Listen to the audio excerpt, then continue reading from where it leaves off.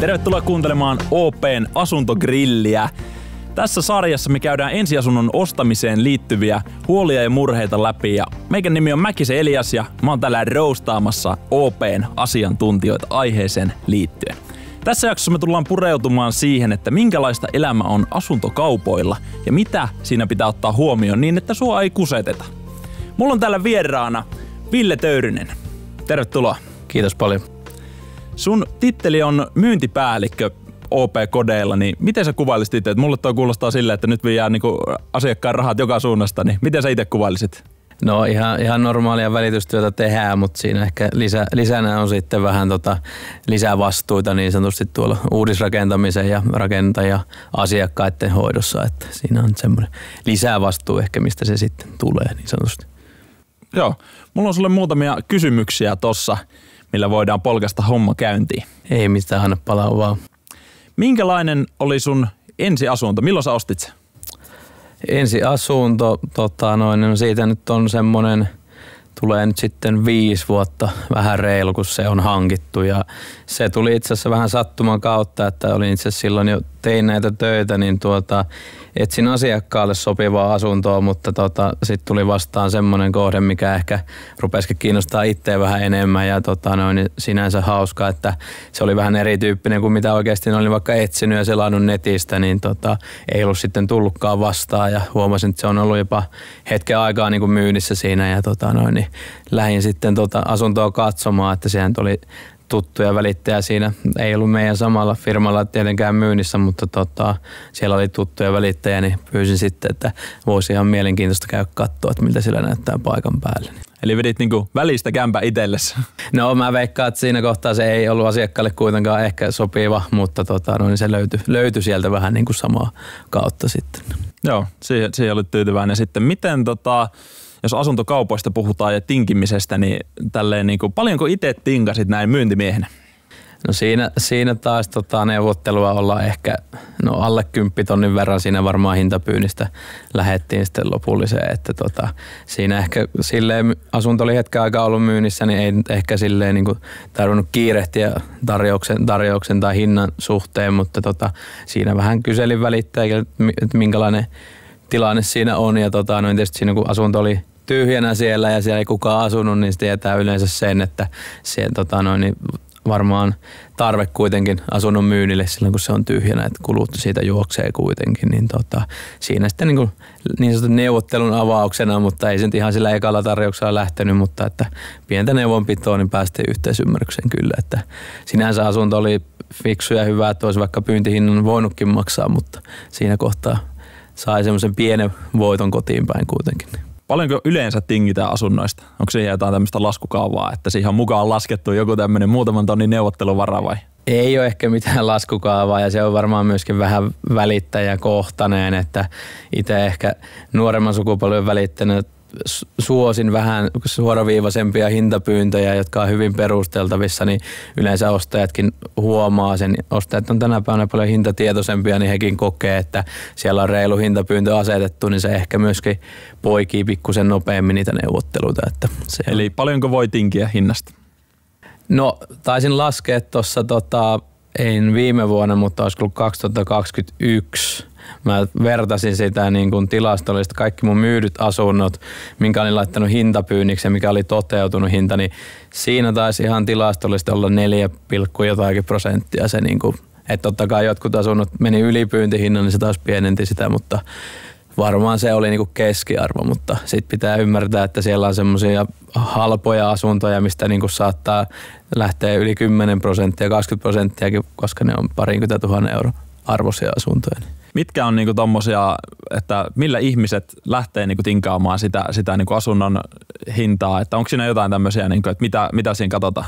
No kyllä siellä monesti tulee vähän ne normaalit perusvastaukset, kun asunto vaatii remonttia, niin pitää tinkiä, mutta ehkä se osaava välittäjä on ymmärtänyt, että tämä asunto vaatii remonttia, niin se on huomioitu siellä hinnassa jo valmiiksi, mutta sitten taas joskus on ihan niinkin, että ostajalla on budjetti X, että pankki on sanonut, että tämän verran lähtee rahaa pankista ja jos se asunto on kalliimpi, niin sitten ostaja sanoo, että hän saa tämän verran lainaa, että hän voi tämän verran maksaa. Että se on mun mielestä kaikista niin kuin paras syy, minkä voi ainakin sitten todeta, että enempää ei ole rahaa antaa, että jos jos tämä ei riitä, niin that's fine, että se on ehkä yleisin sitten. Ja joo. Sitten jollakin saattaa olla joku psykologinen raja, mitä ne haluaa käyttää rahaa, ja sitten ne laskee siihen, että paljonko menee vaikka varainsiirtoveroa, jos varainsiirtoveroa ollaan maksamassa ja sitten paljonko vaikka tarvii johonkin remonttiin rahaa, että niinku koittaa pysyä jossain psykologisessa summassa. Niin, sitten. Siinä on vähän semmoista pelivaraa otettu niin, sille, mukaan. että on niinku se kokonaiskulut sitten laskettu vaikka, niin semmoisia. Miten niinku asunnot hinnoitellaan? Kun sä sanoit tuossa, vilautit vähän noita tilastoja, että toteutuneet hinnat ja pyyntihinnat, niin miten esimerkiksi sä hinnoittelet? Onko sulla käytössä jotain lukuja, dataa vai onko se vaan niinku fiilis, että tältä alueelta voisi mennä tähän? Joo, siis välittäjillä on siis Kiinteistövälitysalan keskusliiton pitämä hintaseurantapalvelu, eli sieltä saadaan niin kuin ihan osoitteella niin kuin jokainen välittäjäkauppa, mikä tehdään välitysliikkeen kanssa, niin menee sinne tilastoon. Eli siellä on tarkka osoite, asunnon koko, rakennusvuositaloyhtiöille sitten kunto, kerros, onko parveke, onko sauna, toteutunut hinta, lainaosuus, neliöhinnat, kaikki nämä. Eli siis niin kun, se on sitä niin kun kylmää faktaa, että jos nyt on asunto tulossa myyntiin vaikka semmoista taloyhtiöstä, semmoilta kadulta, missä on samanlaisia asuntoja niin kuin Hyrymykkä, niin kyllä sieltä aika faktapohjaisesti voidaan sanoa, että paljonko niiden keskimääräinen toteutunut hinta on ollut sitten minäkin vuonna. Että tällä hetkellä niin kuin tarkastellaan sitten varmaan viimeisen 2 vuoden aikana toteutuneita kauppoja, että se ollaan niin kuin kiinni tässä markkinatilanteessa sitten. Mitä tarkoitat tällä viimeisen 2 vuoden aikana? Tässä on ollut aika monenlaista myrskyä niin sanotusti. Kyllä joo, että jos miettii, että 2019 ennen koronaa, vaikka 2018 ollut tietynlainen hintataso, koronan myötä asuntokauppa sai aikamoisen boostin ja siellä niin kuin hintakehitys oli aika kovaakin sitten joissakin kohteissa, niin se on ehkä semmoinen koronan loppu ja tavallaan tilanne vähän niin kuin rauhoittu, niin se hintataso jäi sille tasolle, mutta niin nyt sitten ollaan taas niin kuin korkojen nousun myötä ehkä vähän tultu alas sieltä ja tavallaan nyt ollaan taas semmoisella tämän hetkisen markkinatilanteen hintatasolla, mikä on kestänyt kumminkin nyt 2 vuotta ehkä. Onko sulla jotain konkreettista esimerkkiä tuohon, että minkälainen se hintakehitys on ollut tässä nyt vaikka 2 vuoden aikana? No siis, Jyväskylässä varmaan, mikähän se tilastollinen keskiarvoprosentti oli, se oli pikkusen, olisiko ollut jossain 10% paikkeilla, mutta niin sekin riippuu paljon sitten kohteista, että on kohteita, missä se on tullut huomattavasti enemmän se hintataso alas, mutta sitten on taas sellaisia, missä se on säilynyt ihan oikeastaan samaana sitten, että jos hyviä asuntoja, mihin kysyntä on edelleen samanlaista, niin sitten ne ehkä meneekin samalla hinnalla edelleen kaupaksi. Tinkaamiseen liittyen, sä mainitsit tuosta putkiremonttiasiasta, niin onko se ihan semmoinen no-go, jos on putkiremonttia tulossa kämppää? Ei se millään tavalla niin kuin no-go ole, että se riippuu paljon ehkä sen remontinkin tilanteesta, että yleensä jos siellä on niin kuin hankesuunnitelma vaikka jo valmiina remontille, niin yleensä siellä on tiedossa myöskin, että mitä se tulee maksaan kyseiselle niin kuin asunnolle, niin sitten kun se tehdään, niin sehän on siinä kohtaa jo helppoa, että voidaan verrata, että tuossa olisi hyvin samantyyppinen taloyhtiö, missä on samantyyppinen asunto ja siellä se putkiremontti on tehty ja niistä maksetaan tämän verran ja jos tähän pitää maksaa tämän verran, että se on tehtynä, niin siinähän se on yleensä se erotus suurin piirtein. Että totta kai joillekin ostajille se on isompi rasite, että tiedetään, että jos omistat asunnon, mihin putkiremontti tulee, niin eihän siellä voi asua sillä kohtaa, kun se putkiremontti tehdään. Että se on semmoinen asia, että tietysti toisaalta joku arvostaa sit sitä, että tehdään putkiremontti, missä sitten mahdollisesti vaikka kylpyhuonetilat menee uusiksi ja ne remontoidaan, niin saat nyt sitten ainakin olla valitsemassa sinne just sen näköistä pintamateriaalia ja kalustetta kuin haluat tavallaan, että se on niin kuin osalle taas semmoinen, mistä voi tykätäkin. Joo. Meikä ainakin haluaisi semmoisen valmiin ratkaisun, tulee suoraan kämppään, ei tarvitse tehdä enää yhtään mitään. Kyllä. Siinä on varmaan hintalappu sit siinä ratkaisussa myös. No joo, kyllähän se niin kuin nähdään tänä päivänä, että ihmiset ei viitsi lähteä remontoimaan, ei osaa remontoida. Kyllä sekin on kallistunut ja sitten myöskin se rahoittaminen remonttiin on eri tavalla, että on erikseen yleensä asuntolaina ja sitten on jonkinnäköinen kulutusluotto, millä sitä remonttia rahoitetaan, niin että ne on sitten huomioitava myöskin ja aina vie aikaa ja vaivaa myöskin, että kyllä se nähdään tänä päivänä, että mieluummin jos on hyvin remontoitu taloyhtiö, missä se koko asuntokin on täysin remontoitu, niin kyllä siitä samaa ostaja maksaa mieluummin vaikka vähän ekstraa, että se on täysin valmis paketti. Että ymmärtäähän sen kyllä. Joo, ihan ymmärrettävää. Tuossa päästäänkin ehkä hyvällä aasisilla tuohon, että miten toi on niinku muuttunut, että minkälaisia kämppiä ihmiset haluaa? Joo, kyllä se niin kuin on se hyvä kuntoisuus tällä hetkellä tosi iso valtti kyllä, että halutaan valmista ja hyvää ja ehkä niin kuin sanotaanko, että varmaan enemmän kiinnostus on myöskin kohdistunut vähän ehkä uudempiin taloyhtiöihin tai omakotitaloihin, että kuitenkin tänne on rakennettu paljon uusia asuntoja, niin myöskin se ensiasunnon ostaja, joka on vuokralla asunut, niin hän on saattanut jo asua näissä uudemmissa taloissa, missä on vuokra-asuntoja, niin harva sitä on valmis niinku downgradeaamaan sitä omaa tasoa, vaikka mihin on tottunut jo. Että kyllä sitten niinku se vaatimustaso nousee myöskin ihmisillä. Että niinku koronan myötä, kun tavallaan ehkä se lainanottokykykin parani tai niin kuin haluttiin ostaa hyvää, että tavallaan käytiin hakemaan pankista lainalupaa, paljonko lainaa saa ja jos siellä niin kuin tuli semmoinen summa, että sillä saa oikeasti hyvän asunnon ja sit sä ehdit jo vähän niin kuin katella markkinoilla ja käydä näytöillä, että minkälaisia kohteita sillä voi ostaa, niin ei se niin kuin, vaikka nyt sitten ehkä lainamäärä olisi tippunut, niin ei se vaatimustaso ole sieltä mikään tippunut, että yritetään saada mahdollisimman hyvä asunto ehkä siihen budjettiin sopivaksi. Joo. Että niin kuin on nykyaikainen taloyhtiö nykyaikaisilla tekniikoilla. Niin.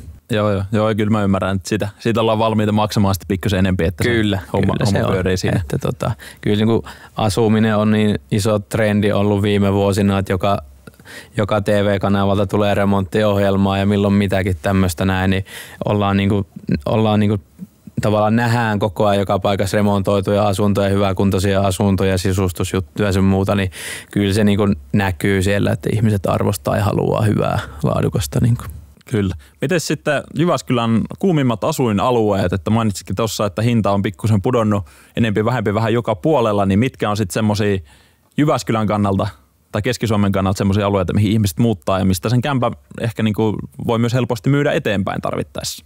No joo, siis se on varmaan osittain myöskin siitä ostajasta riippuvainen asia, että ostaja elämäntilanne ja perhetilanne ja kaikki, että kuinka monta henkeä siellä on muuttamassa ja pitääkö olla koulut lähellä vai harrastuspaikat lähellä vai yökerhot lähellä, että se on niin kuin tietysti riippuu vähän siitä, mutta kyllä varmaan niin kuin arvostetaan tämmöisiä uudempia asuinalueita osittain, että siellä on niinku ehkä sitten semmoinen niinku tietyn tyyppinen fiilis myöskin, kun ajat kotiin, että minkälaista naapurustoa sä niin siinä näet.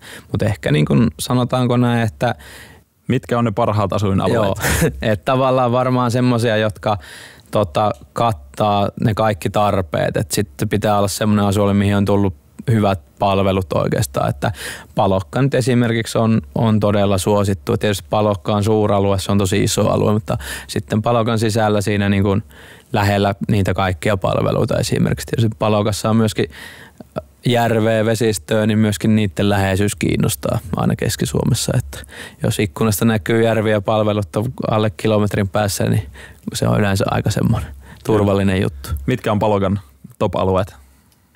No siis varmaan siinä ollaan niin kuin, vaikka niin kuin omaa kotitalon asumisessa, niin ollaan siinä koulujen lähestöllä sitten Ritoniemessä tai Mannilassa tai Mannisenmäellä. Et siinä on niin kuin uusia omakotitaloja ja sitten on koulut ja kaupat vieressä ja sitten myöskin tuonne niin kuin ehkä Nuuttiin ja Haukkaamäkeenkin päin sitten.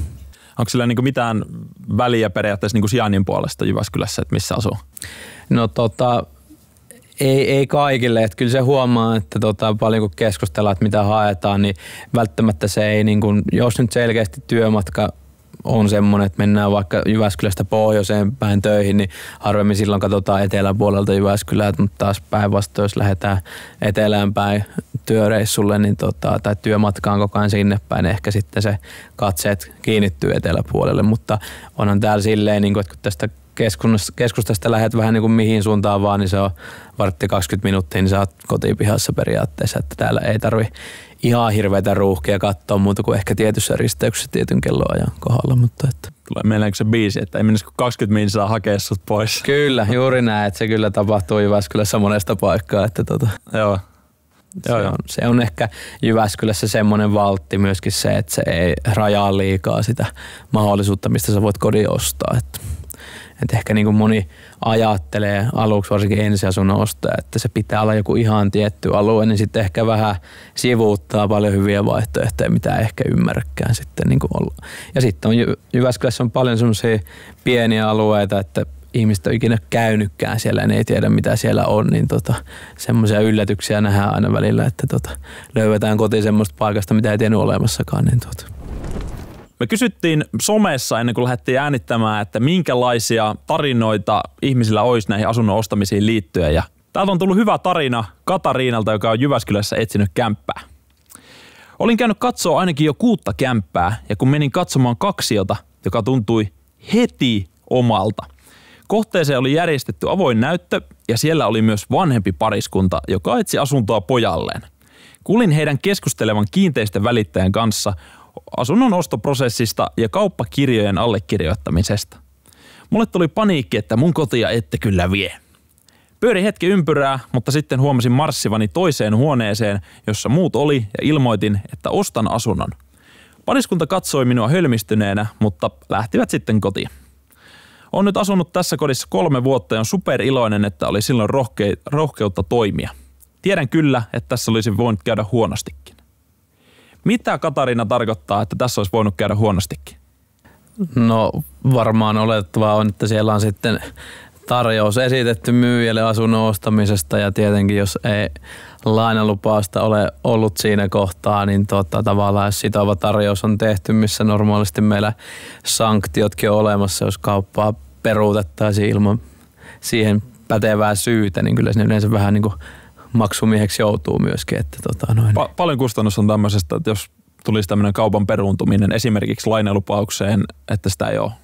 Eli jo tavallaan niin kuin vakiokorvausta yleensä käytetään siis asuntokaupassa, joka on enintään 4% siitä kauppahinnasta, eli tavallaan semmoinen. Aika tuntuva. No siis joo, kyllähän se on, että se on kumminkin sanotaanko näin, että jos annetaan tarjous, mihin molemmat sitoutuu, niin sen pohjalta yleensä jompikumpi osapuoli voi ruveta tekemään seuraavia liikkeitä taas vaikka uuden kodin kanssa, niin että jos siellä on vaikka ketju, voi olla, onkaan parhaimmillaan jopa 4 asuntoa samassa kauppaketjussa, niin sanotaanko näin, että jos siellä jossakin lenkissä niin sanotusti peruutetaankin se homma vähän niin kuin siellä loppumetreillä, niin kyllähän sen aiheuttaa aika paljon mielipahaa ja harmia ja taloudellisiakin ongelmia sitten jossain muussa yhteydessä. Niin, monella. Kyllä. Eli yksinkertainen vastaus, kumpi ensin, lainalupaus pankista vai näytöille asuntokauppaa? No tuohon voi vastata varmaan jokaisen välittäjän puolesta, että ensin sinne pankkiin. Että on se lainalupaus olemassa, kun tullaan asuntoja katsomaan, että voidaan oikeasti jotain ostaakin ja niin sitten ollaan valmiita ja tiedetään, että millä raamein sitä lainaa vaikka on saamassa sitten. Mitä tämmöinen lainalupaus maksaa?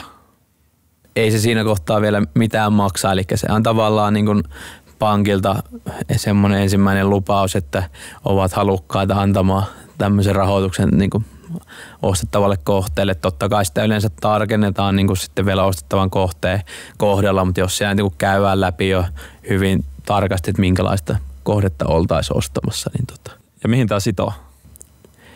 Ei se vielä siinä kohtaa sido sen lainan ottamiseen, että lähinnä enemmän se sitoo ehkä sitä pankkia, että he on luvanneet lainaa antaa, niin sinne puolelle, että se on niinku, sen takia se on hyvä olla olemassa ja välillähän on vaikka asiakkaat etsii asuntoa vähän silleen niin kuin rauhakseen eikä ole mitään kiirettä, niin lainalupaus aina, onko se nyt 3 kuukautta, jos sen väärin muista, niin voimassa sieltä pankilta, niin sitten vaan käydään päivittämässä se välissä, että niin onko tilanne edelleen sama tai onko lainaan ehtoihin vaikka tullut muutoksia, että jos vaikka korkotilanne on sen aikana muuttunut, että olisiko parempi tai tulotaso on voinut parantua, että on tullut nimityksiä tai työpaikka vaihtunut tai muuta, niin jos saisikin yhtäkkiä enemmän lainaa, niin on sitä hyvä käydä siellä niin kuin päivittämässä. Joo, no toi kuulostaa ihan fiksulla systeemillä, että ei sitä ole mihinkään, ei maksa mitään ja kuulee paljonko niin sanotusti massia saa sieltä. Kyllä, koska kyllähän se on hyvä niin kuin olla siinä niin kuin liipasemalla valmiiksi, koska sitten tarinankin tälleen opettaa, että välillä pitää toimia nopeasti, niin se on harmi juttu sitten, että et ollut valmistautunut ja meni hyvä kämppä sivusuun. Että Joo. Minkälaista elämää on sitten siinä kohtaa, jos allekirjoitetaan paperit siitä, että tämä on niin kuin esimerkiksi tässä tapauksessa, että Katarina kertoo, että minä ostan asunnon, niin mitä sen jälkeen tapahtuu? No yleensä siinä kohtaa, kun ilmaistaan, että on halukkuus ostaa, niin tietenkin siinä käydään viralliset tarjousneuvottelut, käydään tarjouslomakkeella ne kaikki asiat läpi, mitä liittyy siihen kaupankäyntiin, että tarjouksen ehdot ja aikataulut ja tämmöiset. Onko tämä semmoinen yleensä, että tämä tapahtuu netissä vai pitääkö tässä mennä pankkiin vai miten tämä niinku? No eli tarjousneuvotteluthan käydään niinku välitysliikkeen kanssa, että siinä osapuolella myyjä, ostaja ja välitysliike. Että sitten kun ollaan niin sanotusti päästy siihen yhteisymmärrykseen, että kaupat syntyy, niin sitten tulee mukaan pankki. Ja tänä päivänä pitkälti, ainakin jos lainaa on ottamassa, niin sähköisenä kaupankäynti, että asuntokauppa on tehty sellainen digitaalisen asuntokaupan järjestelmä, missä niin kuin pankkitunnuksella käydään sitten virallinen allekirjoitus tekemässä ja pankit hoitaa sen niin sanotusti taustalla, että niin sitten hoituu kaikki niin sanotusti sähköisesti pitkälti. Eli ei ole ihan hirveän vaikeaksi tehty sitten siinä vaiheessa, jos on hinnat ja muut? Ei ole, että se on tosiaan niin kuin, että siinä pankit sopii myyjä tai ostaja osapuolen kanssa tarvittavat asiat, mitä heidän välillä on, asiakirjoja tai muuta, ja sitten me hoidetaan se, että se kauppakirja päästään allekirjoittaa. Että se on tänä päivänä, jos on vaikka useampi, 2 ostajaa, 2 myyjää ja välitysliike ja pankki, niin siinä on jo 6 osapuolta, joiden kalenteriin pitäisi sitten sopia nämä kaikki, niin sähköisessä järjestelmässä ne menee niin siellä taustalla ja voit sitten ihan kotisohvalla tai vaikka työpaikalla ruokatauolla allekirjoittaa sen kauppakirjan. Sitten on yleensä tavattu yhdessä sitten porukalla vaikka siellä asunnolla tai jossain muualla. Joo. Kuin pitkään tässä prosessissa yleensä menee, että kun tulee että hei mä haluan ostaa, niin onko siinä joku tämmöinen, että viikon sisään, 2 viikon sisään? No se on varmaan, niin kuin, jos ei nyt niin kuin lainan nostoaika pankeissa, se on varmaan aika viikonpäivät. Totta kai jokaisella ostajalla on erilaisia vakuuksia tai muuta sinne lainaan, ne on sitten aina henkilökohtaisia, että jos tarvii jotain takauksia järjestää perheen kesken, että mitä siellä tehdään, mutta että normaalissa tilanteessa varmaan viikossa suurin piirtein laina on nostovalmis ja se sähköinen kaupankäyntiprosessi kestää. He lupaavat hoitaa se yleensä 5 vuorokaudessa, että se on niin kuin parin viikon jälkeen yleensä aika lailla maalissa suurin piirtein. Jos on tämmöinen tilanne, että sä jätät kämpästä nyt sen ostotarjouksen, niin voitko sä laittaa siihen jotakin omia ehtoja vai onko se niin sanotusti semmoinen, tässä on yksi sopimus, kaikki mennään tälle? Kyllähän siinä on monta asiaa, mistä keskustellaan sen hinnan lisäksi, eli on aikataulut vaikka siihen, että mihin mennessä ostaja voi sen kaupan tehdä, missä vaiheessa se asunto pitää olla vapautunut sille ostajalle, eli puhutaan hallinnan luovutuksesta, eli milloin sen fyysisesti saa käyttöön. Ja niin sitten on, niin voi olla muita edellytyksiä, että se kauppa niin sanotusti syntyy, niin voi olla se, että sinne voi vielä laittaa se lainansaantivarmistus, jos vaikka ollaan niin kuin budjetin rajoilla tavallaan, niin voidaan sitten vielä laittaa siihen se lainansaantiehto siltä pankilta, että he antaa viimeisen siunauksen sille ostettavalle kohteelle. Sitten voi olla tietysti, että jos olisi niin vanha asunto jo omistuksessa, mikä pitäisi sitten olla myytynä, että voidaan uusi ostaa, niin sitten saadaan tehdä ostotarjous uudesta kohteesta sillä ehdolla, että meidän oma asunto on myyty päivämäärä X mennessä tai tarjous raukee. Ja sitten tietysti siihen kohteeseen liittyen, jos siihen tarvitsisi vaikka kosteusmittausta tai kuntotarkastusta tai muuta siihen niin kuin kohteen kuntoon liittyen lisää selvitystä tehdään, niin ne voi olla siellä ehtona sitten vielä, että lopullinen kauppa tehdään. Onko nämä mitä yleisiä? No siis kyllähän siellä monesti joku näistä saattaa olla ja varsinkin tuo oma asunnon ehtohan on semmoinen, että kyllä se sinne aina vähän niin kuin joutuu laittaa, jos se vanha koti vaikka on myymättä, niin voi olla sitten semmoinen tilanne, että ollaan ostamassa, jos vaan vanha menee kaupaksi. Että.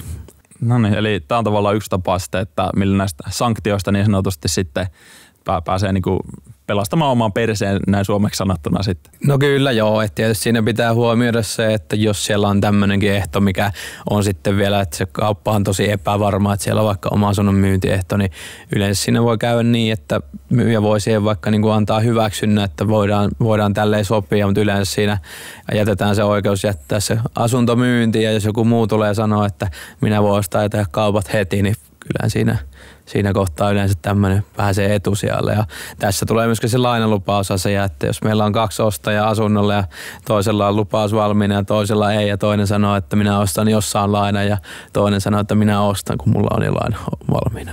Niin kyllä se aika helppo päätös niin, siinä kyllä kohtaa. Kyllä myyjänäkin haluat sen varman kaupan ottaa yleensä vastaan siinä kohtaa. Viime jaksossa sivuttiin vähän sitä, että minkälaisia kuluja tulee lainaan liittyen, niin minkälaisia kuluja itse tähän asuntokauppaan sitten tulee? Joo, no yleensä se riippuu vähän myöskin siitä, että miten se kauppa sitten tehdään. Että jos me käytetään sähköistä kaupankäyntijärjestelmää, mistä mainitsin aikaisemmin, niin siellä on kaupan osapuolille heidän pankin mukaan, sen hinnaston mukaan on se järjestelmän käytöstä tai sen kaupan tekemistä. Sieltä se kuluu, että taitaa suurin piirtein olla pankeilla noin 70 € se maksu. Että se on pieni kulu ehkä siihen nähdä, että se kuinka kätevää ja helppoa se sitten on ja ei ole paikkakuntasidonnaista tai mitään muuta. Että se on niin kuin sen kaupan tekemiseen liittyen. Sitten ehkä riippuu, että onko se ostettava kohde niin kuin kerrostalo vai omakotitalo. Että omakotitalossa totta kai sitten niin ne on vähän niin kuin se pankin kanssa niin on niitä tietysti kuluja, mitä syntyy, että kun pankki ottaa siihen tai ottaa sen ostettavan kohden vakuudeksi tavallaan, niin osakkeissa tehdään sinne sähköiseen huoneistorekisteriin panttausmerkinnät tai nämä, että omistajan vaihdos, niin siitä pankki perii kulun tai sitten voi itse tehdä se, vaikka jos siihen lainaa tulisi, niin sinne rekisteröintimerkintä taitaa olla itse tehtynä joku pikkusen alta 70 tällä hetkellä maanmittauslaitoksen hinnasto, että pankki sitten ottaa omat käsittelykunnsa silloin, kun sinne laina myöskin kiinnitetään mukaan. Ja sitten taas omakotitalossa pitää, niin sielläkin nykyään voidaan kiinteistökaupat tehdä sähköisessä järjestelmässä, missä kulurakenne on pikkusen kevyempi, mutta sielläkin on sitten ostajalle laihuudetuskulut, eli lähdetään kirjaamaan se ostettava kiinteistö ostajan nimiin, niin se menee sitten myöskin maanmittauslaitoksen hinnaston mukaisesti, että siellä taitaa sähköisessä kaupankäyntijärjestelmässä, missä tämmöinen kaupan vahvistaja jää pois, niin se taitaa ostajalle olla pikkasen alta 300 € se kulu. Että sitten taas jos tehtäisiin normaalisti pankin pöydässä kauppa, paperisilla kauppakirjojen silloin maanmittauslaitoksen kaupan vahvistaja pitää olla paikalla, niin sitten se on 120, mikä yleensä on jaettu puoliksi osapuolten kanssa, mutta että se on vähän millä tyylillä tehdään, että ne vaikuttaa pikkusen, mutta että tossako on kaikki kulut vai vieläkään? No ei siihen niinku kaupan niinku, tai ostamiseen liitty, että sittenhän ne on niinku enemmän niinku tulee nämä vakuutukset ja muut asiat, mutta ei se niinku itse asunnon ostaminen sitten sen enempää maksaa. Että joo. Että siellä niinku syntyy sivussa kuluja vaikka välitysliikkeelle tietenkin, että me päivitetään tiettyjä dokumentteja asunnosta, vaikka sitten niinku pitää olla isännöitsijän todistukset ajantasalla sun muuta. Mutta että. Eli kokonaisuudessaan mitä se maksaa? Noin? No kyllä mä sanoisin, että mennään vaan niinku satasissa kuitenkin, että ei se niinku sen muutamia satasia varmaan hyvä varata siihen, mutta se riippuu vähän myöskin siitä pankista, mitä käyttää. Että. Joo. Ja miten sitten, missä kohtaa nämä maksut menee, eli milloin tulee ensimmäinen maksuerä, jos ajatellaan, että mä ostaisin kämpän tänään, niin about aikajanallisesti, että miten rahaliikenne liikkuu? No joo, siis nämä kaupan tekoon liittyvät omistajan vaihdoksesta syntyvät kuluthan maksetaan siinä samassa rytäkässä, mutta sitten niin kuin lainan lyhentäminen vaikka, niin sen riippuu varmaan myöskin vähän, että miten oman pankin kanssa sovitaan ja miten se vaikka asunto vapautuu, että jos sulla on semmoinen tilanne, että pääset muuttaa heti asuntoon, niin yleensä siinä tavallaan sä voit luopua vanhastakin asunnosta saman tien, mutta jos siellä vaikka sitten pari kuukautta otetaan, että asunto vapautuu myyjältä, joka on siellä asunut, niin yleensä varmaan pankin kanssa päästään vähän sopuun siitä, että me ollaan vuokralla tässä vielä 2 kuukautta, että sovitaanko, että me lähdetään lyhentämään lainaa, sitten kun me ollaan päästy muuttaa itse asuntoon, niin on varmaan ihan normaali juttu kyllä. Joo, kuulostaa ihan fiksulla. Eli käytännössä satasien kulut siinä kohtaa, kun niin sanotusti kätellään ja sitten lainanlyhennykset muut lähtee yleensä siinä kohtaa, kun muutto tapahtuu. Joo, että totta kai siinä, kun se laina on myönnetty, niin siinä, että jos se pari kuukautta otetaan, niin korothan siinä kyllä, mutta niin, se niin lyhentäminen siitä lainasta, niin se voi olla sen aikaa paussilla yleensä, mutta korko juoksee kyllä, että kyllä se pitää maksaa. Viimeisenä kysymyksenä, miten voi välttää sen, että sua ei kuseteta asuntokaupoilla? Eli ajatellaan tämmöinen tilanne, että sä oot ostanut kämpän ja vuoden päästä paljastuu, että se on vaikka ihan homeessa, niin miten tämmöiset tilanteet menee ja miten niitä voi välttää? No varmaan yksi asia ainakin, että siinä kolmas osapuoli, ammattilainen, joka ymmärtää näistä asioista, että välittää kumminkin. Hänellä on selonottovelvollisuus monesta asiasta. Hän kyllä käy niin kuin myyntikohteen tiedot ja asiat tarkoin läpi ja asunto-osakkeissa selvittää taloyhtiön kaikki semmoiset kysymysmerkit vaikka, mitä siellä voi olla havaittavissa ja tavallaan ne kaikki pitää olla tuotuna ilmi siinä kohtaa, kun asuntoa myydään ja markkinoidaan tavallaan, että sieltä ei pitäisi semmoisia yllätyksiä tulla. Ja sitten toinen on tietysti, että kyllä myyjäosapuoltakin sitoo selonantovelvollisuus, että kyllä sieltä kaikki asiat pitää kertoa eikä pimittää mitään kaupan vaikka niin kuin ostajan ostopäätökseen vaikuttavia asioita. Kuinka pitkään myyjällä on vastuu tuosta hommasta? Eli asunto-osakekaupassa on 2 vuoden vastuu tavallaan oikeudellista, laadullista ja taloudellista virheistä, että jos siellä nyt selkeästi kaikki seikat huomioon ottaen paljastus jotain sen asunnon kuntoon ja tietoihin poikkeavaa, niin niitä käsitellään sitten sen mukaan. Ja onko se sama omakotitalossa? No omakotitalossa taas on sitten 5 vuotta tämä sama virhevastuu, että siellä on tietysti vähän enemmän niin kuin asioita, mitkä on niin kuin myyjän vastuulla, että jos asunto-osakkeessa, niin voi olla asioita, mitkä on niin sanotusti taloyhtiön vastuulla olevia asioita, jotka ei sitten edes välttämättä koskekaan myyjää, mutta nekin on aina sitten vähän tapauskohtaisia, että kelle ne asiat kuuluu. Tietysti sitten jos ollaan uudempaa asuntoa ostamassa, niin voi olla, että siellä on vielä rakennuttajankin vastuu, että valmistumisesta 10 vuotta yleensä on sitten rakentajallakin vastuu, että siellä kaikki pelaa ja toimii. Joo. Tuo on ihan fiksu systeemi, että niin sanotusti vastuu on muilla kuin ostajilla ainakin ne ensimmäiset vuodet. No joo, tai tavallaan pitäisi olla, että kaikki menee hyvin, niin tietysti edellyttää sitä, että kaikki tiedot on hyvin selvillä. Ja tässä just tulee ehkä sitten varsinkin omakotitaloissa niin kuntotarkastukset, missä on käyty sitten ammattimaisen kuntotarkastajan kanssa asiat läpi, että siellä on niin kuin havaittu kaikki, mitä kierroksen aikana on havaittu ja ne on huomioitu siinä sitten ostajalle tavallaan, että mitä siellä on hyvä huomioida vaikka seuraavana talon omistajana. Että on vikoja, puutteita ja sitten on suosituksia, mitä niin kuin kunnossapidosta hyvä sitten ottaa huomioon seuraavina vuosina. Joo. Mitkä olisi semmoiset, niin jos tähän loppuun haluaa tiivistää, semmoiset niin 3 juttua, mitä kannattaa katsoa, kun sä oot ostamassa sun ensimmäistä kämppää? No varmaan se, että selaa monipuolisesti vaihtoehtoja ja käy niissä katselemassa erilaisia vaihtoehtoja, että se on huomattavasti mukavampaa tehdä se ostopäätöskin, kun sulla on niin kuin vertailupohja, että sä oikeasti voit niin kuin itsellesikin perustella, että sä oot nähnyt erilaisia vaihtoehtoja ja sä oot ymmärtänyt se, että mistä sä oot valmis maksaa ja mistä on valmis ehkä tinkimään. Aina joudutaan jotain kompromisseja tekemään kuitenkin, niin se, että huomattavasti mukavampaa on tehdä se ostopäätös, kun voi todeta, että se on, niin kuin, on mietitty päätös kuitenkin myöskin. Sitten varmaan ihan siihen myyntikohteeseen liittyen, että tutustuu niihin materiaaleihin, mitä siitä on ja niin käy ne läpi. Ja jos siellä on jotain, mitä ei vaikka ymmärrä, niin kysyy niistä eikä tee itse olettamuksia tai johtopäätöksiä, jotka voi olla hyvinkin päinvastaisia välillä. Että sitä nähdään niin välillä vähän erikoisiakin ajatuksia sitten, että sitä on joutunut korjaamaan paljon tilannetta vaikka, että siellä on ymmärretty väärin. Että joku oikeasti hyvä kohde, niin se on sivuutettu, kun on ymmärretty joku asia väärin. Että tutustuu niihin ja ymmärtää ne, niin silloin on mukavampi tehdä ostopäätöstä. Ja 3.